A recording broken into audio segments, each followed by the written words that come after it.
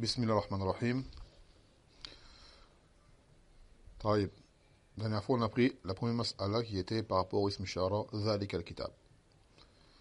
اليوم, Inch'Allah, نأخذ المسألة الثانية. Deuxième point évoqué par le chien dans son livre. في قول الله عز وجل لا ريب فيه. لا ريب فيه. يعني, avec le début du verset, ذلك الكتاب لا ريب فيه. Voici le livre au sujet duquel il n'y a aucun doute. La raiba, il n'y a aucun doute. Raib, mana doute. Wa fihi, yarji al-kitab. Après qu'il ait cité une mas'ala nahwiya, qu'on ne va pas évoquer ici, il dit فالآية نص في النفي كل فرد من أفراد الريب عن هذا القرآن العظيم. Que ce verset est un texte qui démontre clairement qu'il n'y a aucun doute, parmi toutes formes de doute pouvant exister dans ce Coran al-Azim. Donc ça, c'est l'apparent du texte et qui est la réalité. C'est son apparent et c'est sa réalité. Maintenant, il va citer la chose que certaines personnes pourraient se poser comme question. قال وقد جاء في آية أخرى ما يدل على وجود الريب فيه لبعض من الناس. Maintenant qu'il y a d'autres versets qui démontrent qu'il existe une forme de doute présent pour certaines personnes. Dans le Coran, que Allah évoque des versets dans lesquels il dit que certaines personnes auront des doutes. قال كالكفار الشاكين كقوله تعالى وإن كنتم في ريب مما نزلنا على عبدنا. Parmi les kuffars, parmi ceux qui doutent. Comme ça parle dans le sens où il dit et si jamais vous doutez de ce que nous avons fait descendre sur notre serviteur. Surat al-Baqarah, verset 23. Donc là, le doute est évoqué. Contrairement au premier verset qu'on a cité. كَقَوْلِهِ وَارْتَابَتْ قُلُوبُهُمْ فَهُمْ فِي رَيْبِهِمْ يَتَرَدَّدُونَ.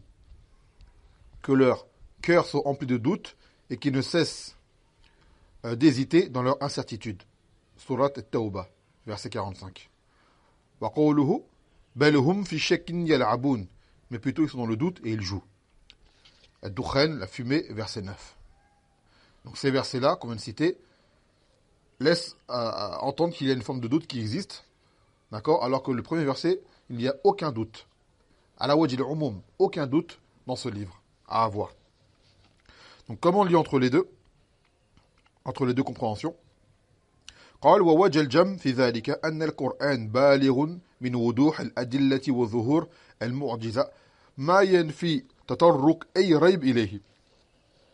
Que le Coran est clair et limpide, d'accord, dont les adillahs sont clairs également, et qui fait apparaître les miracles, qui eux excluent toute forme de doute qui puisse exister à son sujet.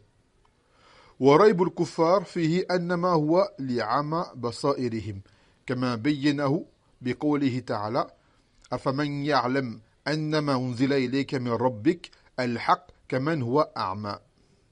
Donc maintenant le doute des kuffars, des mécréants, c'est du fait que leur vision a été rendue, qu'ils ont été rendus aveugles. Leur vision, ils ne voient plus rien, ils ont été rendus aveugles. Ils n'ont plus de clairvoyance. Comme Allah dans le Coran, il l'a clarifié en disant, dans le sens, est-ce que celui qui sait que cela a été descendu de ton Seigneur et la vérité est comme celui qui est aveugle?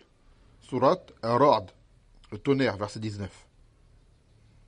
فصرح بأن من لا يعلم أنه الحق أن ذلك إنما جاءه من قبل عماه ومعلوم أن عدم رؤية الأعمى للشمس لا ينفي كونها لا ريب فيها لظهورها. Donc il dit que Allah a bien dit que celui qui ne connaît pas la vérité, c'est-à-dire qui provient de ton Seigneur, cela n'est que du fait que cette compréhension lui a été privée à cause de son aveuglement, du fait qu'il est aveugle. Et là il parle de l'aveuglement du cœur. Et il dit, il est connu que le fait, mathalan, qu'un vrai aveugle, c'est-à-dire un non-voyant qui ne voit pas le soleil, est-ce que cela veut dire que le soleil n'est pas présent sans aucun doute pour tout le monde à la base? Eh bien, cela est comparable à cela. Un aveugle, un non-voyant réel, il ne voit pas le shams, le soleil. Donc lui va dire, le soleil, je ne le vois pas. Je ne vois pas, moi je suis dans l'obscurité, je ne vois rien. Parce que cela veut dire qu'il n'y a pas le soleil. Le soleil, il est là, et le soleil, il est clair pour celui qui le voit. Donc c'est une chose qui est relative. قال, après avoir cité un vers de poésie, وأجاب بعض العلماء بأن قوله لا ريب فيه خبر أريد به الإنشاء أي لا ترتابوا فيه وعليه فلا إشكال. Que certains savants ils ont dit quoi? La rayba fihi, que c'est une forme au sujet duquel il n'y a aucun doute, c'est une forme de khabar, d'information, d'accord? Une information par laquelle le sens évolue, c'est un ordre, c'est-à-dire ne doutez pas de cela. C'est le livre auquel vous ne devez pas douter. Car dans le Coran, souvent cela est venu un verset sous forme de khabar, d'information. Le khabar, c'est quoi? Une chose qu'on peut affirmer ou démentir. On parle en dehors du Coran, bien évidemment. Et ceux qui veulent savoir la mas'ala plus en profondeur, qui reviennent au doulours de Usul al-Fiqh, qu'on a pris dans Usul min ilm al-Usul de Cheikh Al-Uthaymin, Usul expliqué. Que des fois, des informations ou des textes viennent sous forme d'information, comme si on t'informe d'une chose, et en réalité, ce qui est voulu par là, c'est un ordre. Kafikullah azza wa jal, wa mutalaqatu yatarabbasna bi anfusihinna salasta quru. Que les femmes divorcées, d'accord, en apparent, elles restent en période de vaduité durant 3 périodes de purification. L'apparence, c'est quoi? C'est comme si Allah Azza wa Jal nous informait qu'elles font cela. Et en réalité, c'est un ordre qui leur donne que ces femmes divorcées doivent observer une période de 3 menstrues à la qawl ou de 3 purifications. Donc là, c'est un verset dont l'apparent est le khabar et dont le sens évolue, c'est l'insha, c'est-à-dire un ordre. Donc il dit qu'il n'y a pas de problème par rapport à ce verset-là. Et de là, il a pu répondre à ce qui pourrait traverser l'esprit de certaines personnes en lisant le Coran, qui disent je ne comprends pas, que là, Allah subhanahu wa ta'ala dit qu'il n'y a pas de doute dans ce livre, et dans le verset, ils disent qu'il y a des doutes pour les kuffars. Donc ce doute, il est présent pour des personnes en particulier. Il y a un tarsis par rapport à eux, ce sont les kuffars ou les gens au cœur malade. Naam. فبهذا القدر نكتفي سبحانك وبحمدك لا إله إلا أنت أستغفرك وأتوب إليك